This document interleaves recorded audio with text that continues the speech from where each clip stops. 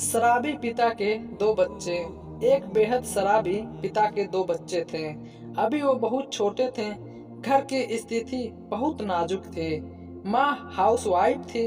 वह चाह कर भी कोई काम बाहर जाकर नहीं कर पाती थी, क्योंकि उसका पति बहुत ही शक्की मिजाज का था।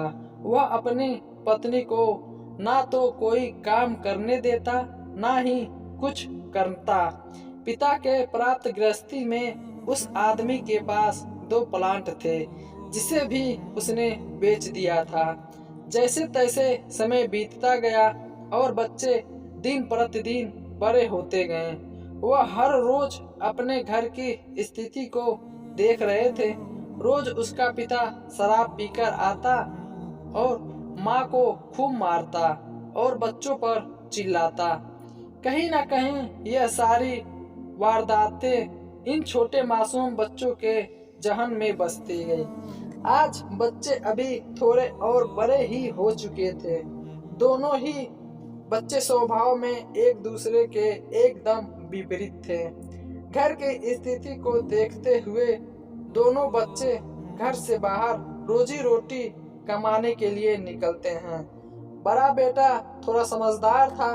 वह बाहर जाकर खुद पर काम करता है और एक अच्छी नौकरी की तलाश करता है। लेकिन छोटा भाई उसके बिल्कुल विपरीत था।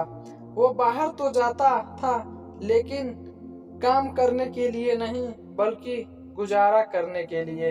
वह जो भी पैसा कमाता था, शाम को उसके दारू पी जाता। आज बहुत समय बाद दिनों घर आते हैं।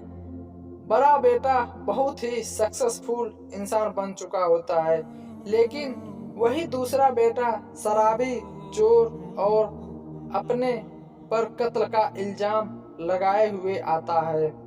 माँ तो माँ होती है। उसने दोनों बेटों को बड़े ही लाड प्यार से अपने पास बिठाया और दोनों से बिताई हुई जिंदगी का रहस्य पूछा।